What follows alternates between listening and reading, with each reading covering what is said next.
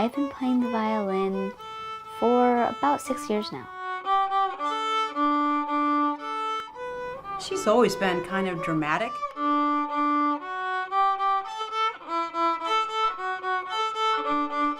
In terms of being artsy, you know, it just came so natural for her. Acting is also very fun. Love acting. She's always loved to act and dance.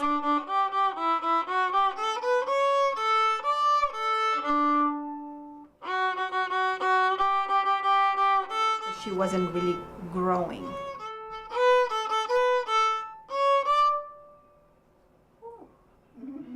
At age 15, Jessie was diagnosed with a rare condition, craniopharyngioma, a benign brain tumor that is sitting on her pituitary gland. It is preventing her from growing. What was your first reaction whenever you did first get diagnosed? What were your feelings inside? Like when the doctor told us, I just accepted it pretty much. I said, okay. I was a little bit nervous, of course. Surgery is a scary thing. But, you know, I didn't cry, like, at all. I didn't, you know, freak out or anything. I didn't get angry. I just accepted it. That's all I can do. For 2 years, the doctors tried to figure out why Jessie wasn't growing at normal rates. We wanted to start her on hormone therapy, you know, to start getting things to develop and whatnot. One of the last things the doctor did after doing all this blood work on her was he decided that he wanted to do an MRI. And he said, well, there's just this one last thing I want to check. And that's when it was discovered that she had a tumor. For me, it was like an explanation almost to everything that had been happening. I was like, oh, it was almost relief, like, oh, that's why. Part of Elysium is a unique organization that helps bring in professional entertainers to help kids who are suffering from life-threatening illnesses. That was a very fun day. You know, all the actors came over and I met everyone and I got my makeup done and we went out and we started with this game that I taught the group when I was in the hospital, where we all make up a story, but one person points, so everyone has to make up a different piece of the story.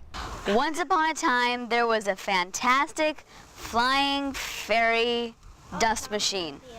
And it was wonderful, and it spread sparkles and happiness all over the place. Then one day, the machine stopped working. The father of the family that owned the machine, David, walked up to the machine and started to open it up and look inside, and he found that inside there was a little hacky sack that was stopping the gas from flowing into the duster maker. So we had to figure out how to get the hacky sack out of there so the duster maker could start making sprinkles and stars and rainbows again. And he saw that the hacky sack actually was a little animal, furry, that actually had like little fangs, and he went, "Rrr, rrr," and he didn't know what to do with it because he said he thought he needed to go back home, but he didn't know where his home was. and so then we all sat down and we kind of like made the story map and like planned out the story on a little teeter-totter diagram thing with, you know, who were the characters and what happened in the story and how it was resolved. And then he starts laughing and we're like, oh my God. And then he is scared because we're scared and that makes him run. Okay, Does that make sense? Does that be like, I'm out? Yeah. And then we're like, ah, and then he goes, ah. Ooh, I like that. Kind of like that, wah, wah, and then everybody runs. Yeah. And then they have a moment where they're like looking at each other and then everybody just Runs, yeah. Okay, so this chase, this like You running have to chase we'll see, thing we'll tell you. would be the climax, right? Yeah. This is where Yeah. it's all crazy. We'll call it the chase scene. When he comes out of that machine. Yeah. Yeah, Well, so we're all they reacting. have a moment, like he pops out, they have like a, huh? We put on costumes, very colorful, funky costumes. Does it? It looks great.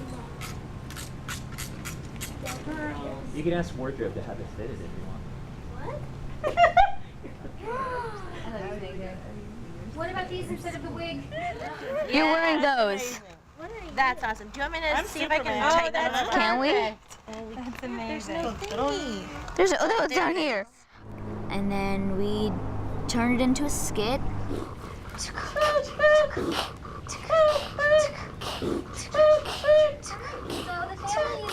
is out in the world spreading joy. Our machine fell apart, and then we brought it down and checked it out. The creature was inside of it.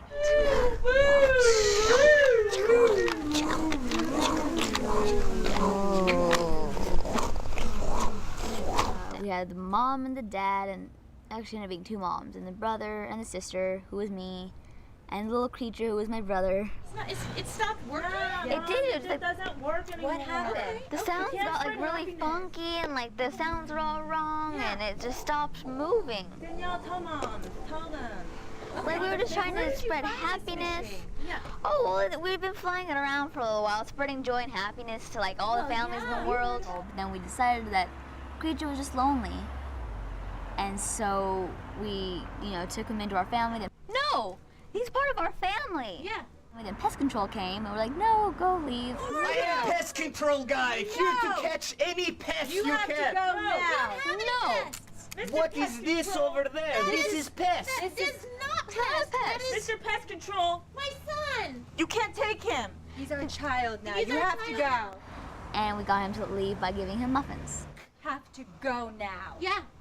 You called me here to get rid of pests. Do you want a muffin? Okay, well, I am hungry. Yeah. Okay, there's pests at other house. Bye. Okay. It was very entertaining. And Amna, your brother, was very funny. He was. He's always a little entertainer. And so now, Amna lives very happily with the family and their fairy dustinator. And everyone's just so happy, and they're spreading happiness throughout the world to everybody. And it's just, they all lived happily ever after, really. Forever and ever.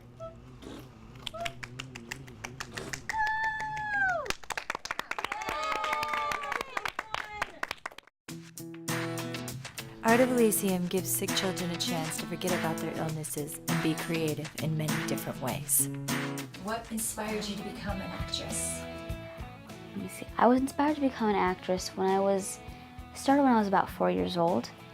My parents took me to a shooting of a show, I believe, and I got chosen to be in it. It's a good idea. They gotta fix it. Let's fix it. Thanks. See that?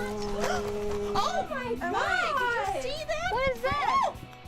I was in a play in first grade, took a drama class last year, my freshman year. I also did a play in 5th grade and 6th grade. And I loved those.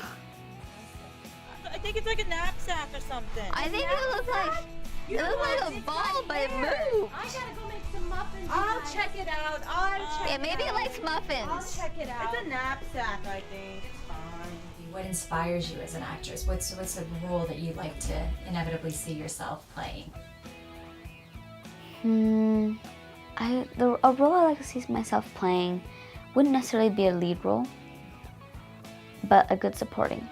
Omnom, like why were you in our machine, in Max and I's machine? Like why were you in there? Why are you and here? why'd you come out?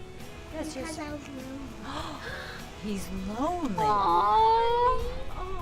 I like that when a supporting actor or actress does it just completely melt away in the background.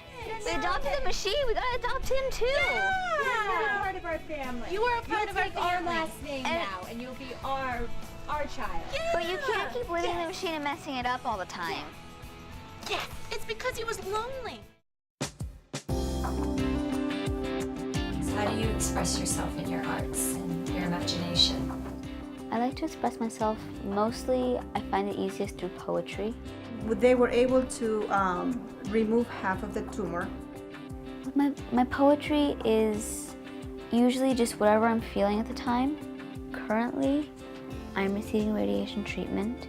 I don't talk much about my feelings, but I write it and rhyme it. The radiation will stop the tumor from growing. I have one called What is Strength. I have one that I wrote recently. The prognosis is very good. He says, after radiation, as long as it kills the cells that they want it to kill and it ceases its growth, that her prognosis is very good and will lead a very happy, healthy, normal life. With a strong will but a weak mind, one can seek but cannot find A moment's rest, a path to peace, or small respite at very least. However, the smallest hesitation can cause a loss of the sweet sensation. Embrace tenderly the subtle actions, and don't judge harshly their reactions. For if you do, regrettably, you will find yourself incredibly scorning beautiful and simple things, what we really should give wings. Learn to let go, to let things loose, and nothing suffers at abuse. We've had this whole experience of filming you, and it's been great. And I just wanted to ask you, what have you learned through this whole experience? And has it made you grow up faster through this experience? What has been the learning point?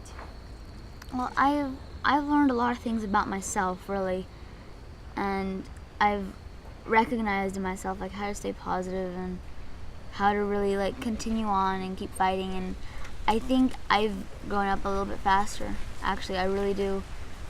Also, just because of the whole experience and with everything, the filming and everything else that's going on, and I think I have grown up faster. I've had to be more mature about things and be responsible and remember things, and it's all within the responsibility, and I've learned how to do that, and I think I've grown up with it too. How do you have such a positive outlook for people who are watching and seeing your story?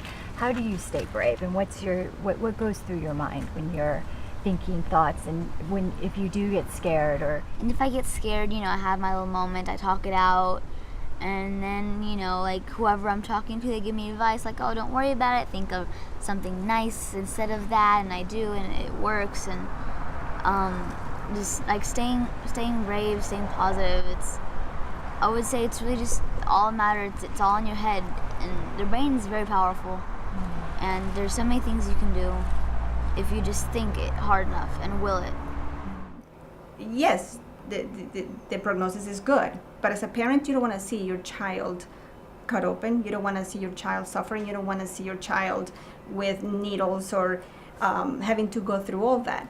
So every time that I felt myself just started to slip into that dark place, I would just look at her, and she had this like, what do you mean I have this? Let's go and take care of this. Let's just move forward. And okay, yeah, life stinks, but it is. Let's handle it. And that was her attitude the whole time. It's just The whole time. I mean, there was never, I can't even think of a moment where she had a negative thought about this. Where as parents, as JD said, you're devastated. You're devastated when your child has to endure something like this. So it was difficult to not dive into that negativity of the situation. But this one, she wouldn't let us. You just look at her and she wouldn't let us. And so for me, that's what I've learned from this is to gain strength from her such a positive outlook. Well, my secret, I guess, for staying positive is just to not let the little things get me down. I just smile all the time, and that really actually helps. It takes your brain to thinking I'm happy, and I am happy. I'm a very happy person. How do you feel spiritually now through this experience? I think in the spiritual aspect of things, I think, this is my purpose, I think, to help others with this as much as I can. And and it feels good. Jessie is a unique individual that goes out of her way to make others feel inspired. Wherever she goes, she makes a difference by her example of strength.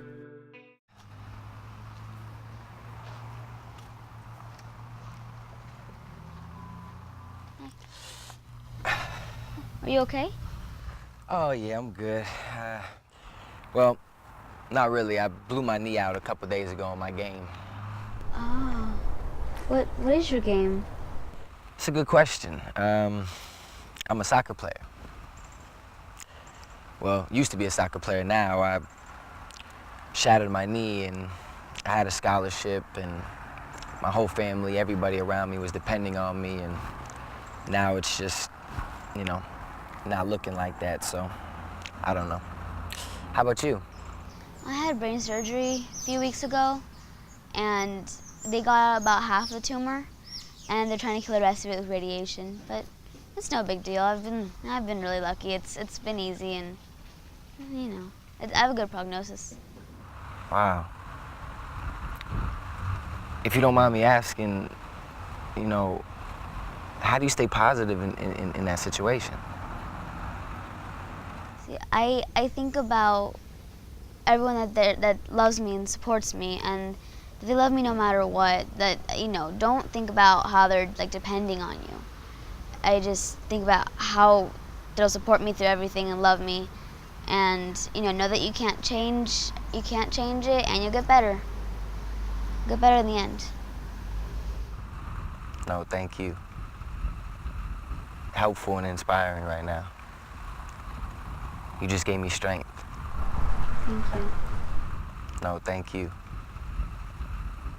What would be a good something you could say to someone who's going through the same experience? I would just say, be positive. That's what everyone always told me. Keep positive thoughts and stay strong. And I know that's what everyone says, but it really helps because you heal faster, you feel better inside, and it's a great thing. So stay positive, stay strong. Happy thoughts. Happy thoughts. Happy Exactly. thoughts. You are an example of happy thoughts. With being as smart and gifted as you are, what would you like to do in the world as your dream job and to helping others? I think I'd love to do research, like on different diseases and things, because I love science. It's my passion, and I think if I could, you know, even find a cure for the common cold, not necessarily cancer, just the common cold, it'd be helpful, and I think I could help, or even if it's just some new breakthrough in medicine, I'd love to find it. And so research, I think, is the way for me. Do you feel like it's this experience has made your family tighter and closer through this experience? Yes, I think my family's grouped closer because they've all had, you know, they've all been supportive of each other. Even family friends, they've all been very supportive of each other. The day of my surgery, they were all together in the waiting room and, you know, waiting to hear. Some people brought like snacks, and it was just really great, the teamwork that came up, and how everyone's like grouped together and they supported each other, you know, because this has been tough for them, and so I think we've gotten closer. Yeah, they say Leonardo da Vinci says love shines in adversity more than prosperity because the light has to shine brighter in the darkness. So sometimes these things happen, but it makes the love shine through. It does, and it has. It does, yeah. And that's the gift. My parents, you know, of course, were very worried when they found out. They were scared, but they supported each other, and they told me the other day that they wouldn't have been able to get through this without my positive attitude being so positive, without me being so all right about it. You know, my mom said that they've been each other's rock, which is really great because it's nice to see them together again, of course. We couldn't be prouder of her. She's taught us a lot through this experience as well. Yes. You know, how to remain positive and get through this and remain together, bond together, and you know, endure after experiencing something like this. Family is a good thing, and I've always known that, but I hadn't fully appreciated it until now.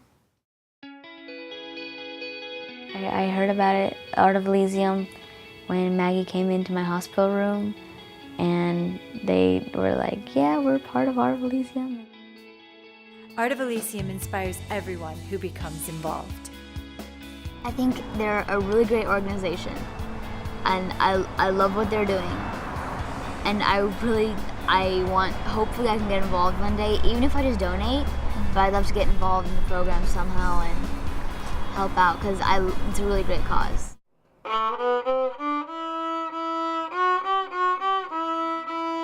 I see life, I think I do see it a little bit differently now.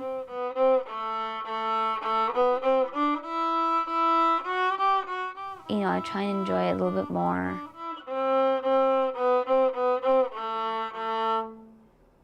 I realize that I'm a very, very lucky person.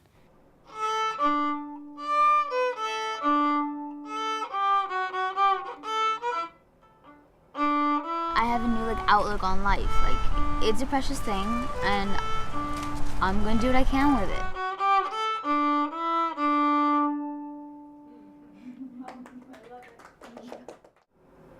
It wasn't a dream. It was a real place. And you were there too. But you couldn't have been, could you? No. Well, anyway, and it was a real, truly life place. And I remember some parts of it weren't very nice, but most of it was beautiful. But all the same, all I kept telling everyone was, I want to go home. And they sent me home. Doesn't anybody believe me? Anyway, I'm home. Home. And this is my room. And you're all here. And I'm not leaving ever, ever again. Because I love you all so much. And, oh, Auntie Em, there's no place like home.